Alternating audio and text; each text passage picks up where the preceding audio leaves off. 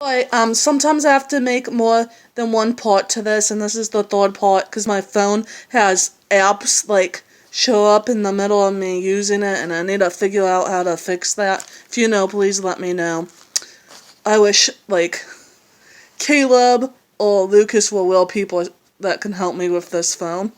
Okay, I'm weird. More back to this episode. Spencer tells Arya that she thinks she should tell her mom about the game, and Arya says, no, don't tell her. And I think the reason why Arya doesn't want Spencer to tell her mom, Veronica, about the game, and I think it's Veronica she was talking about, is because Arya's probably scared to death. Or because she's playing the A team and she doesn't want Veronica to know. Plus, what if Veronica is 80 or even Peter? But the one I'm betting on the most is Melee, if you have to go with a parent. Back to Oya and Ezra, because he sure was talking about the wedding and planning the wedding with the dance lessons, and then he tells Oya he thinks he's found the first dance song, and she goes, you aren't gonna make me dance, are you? And he doesn't make her dance, but it's a nice song. He goes, you don't like it, do you? And she goes, no, I love it. I'm not sure the name of the song, but it sounds like that girl that sings Bubbly or whatever her name is. Chloe Connett. I don't know her name, but she's a good singer. I like her. So I think it's her song. But if I'm being honest, seriously, Oya does not look happy with Ezra. But I do not blame her because he's been a jerk, and he said something about how she's feeling.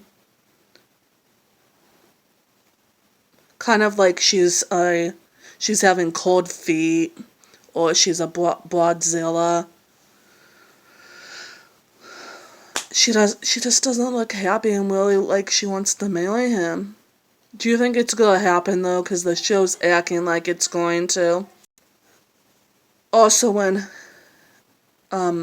Spencer's like leaving the area where she is, where Mary like covered her mouth and then wanted to talk to her, Marcus shows up, and she makes a good point that they should be meeting and talking at the police station, not in the freaking like almost the woods.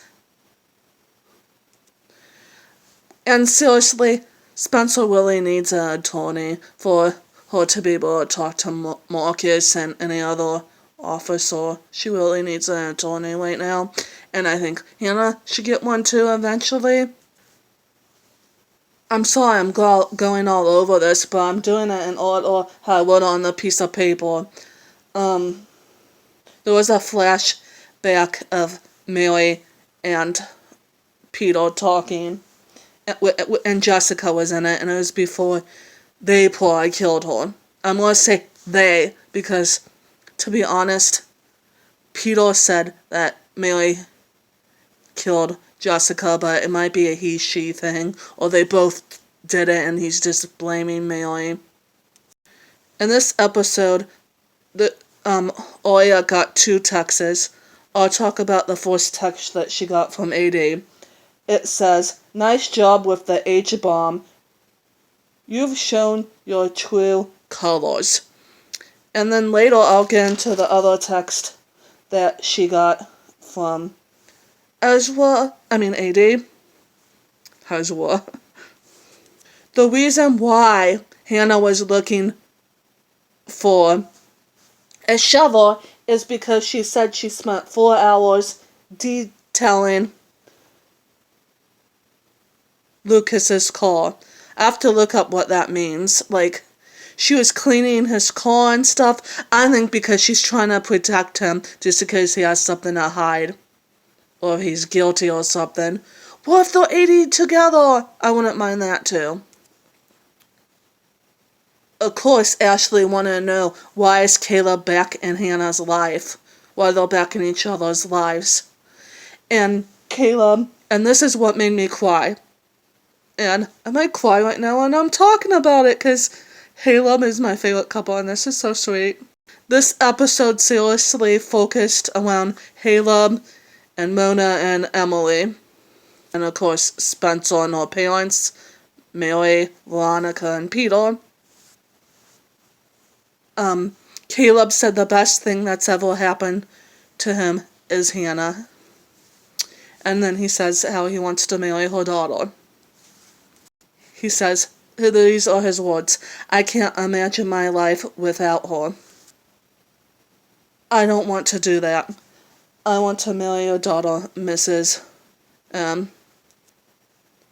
Then, soon after that, when it shows Oya again, she's sleeping, and she's like, I think she's sleeping right next to Ezra on the couch, and she's having a dream about Ezra being in jail, and his face is like bleeding, and he got punched or something. Maybe AD did it or something. But she's having a dream that Ezra's in jail in his orange jumpsuit. She has on her vow for when you get married, and I think she's wearing a black top or dress or whatever. And Mona's one of the cops that work in the jail, at the jail, and she's singing, and Janelle sings beautifully.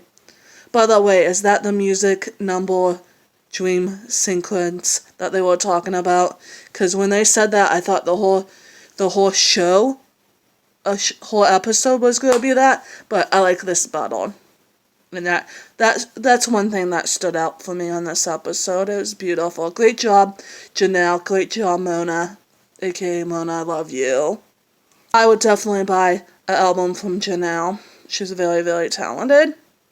So, going on to Oya's next text from AD, it says, "You've waited too long. You've waited long enough. Your reward is downstairs in the brew." So she goes there and she's looking for a while and can't find anything. And then she gets something that says, connect this. You're almost done. And with it, there's a puzzle piece. And I'm not sure what else happens. Emily and Mona go back to the doctor asking for the name of the donor's name.